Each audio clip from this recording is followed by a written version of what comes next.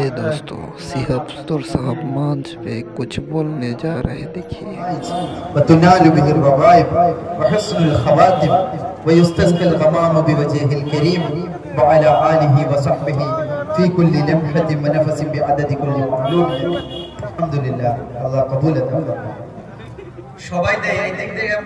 सिहब चौधर साहब को देखने के लिए बहुत लोग हुआ है।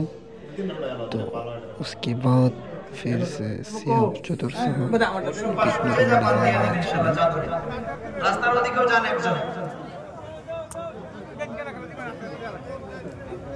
इसमें कोई किसी को दिल से दिक्कत होएगा तो नाराज है।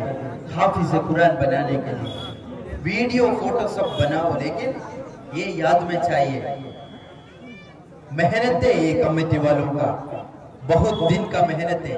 बिस्मिल्लाह बोल के दे। ओके কথা কই না, হাল্লা চিল্লা করেন না, বারবার কইতেছে যে কথা কম কর। আমরা খামোশির মধ্যে 100 200 500 যা পাই আল্লাহর রাস্তায় দিয়া দেই।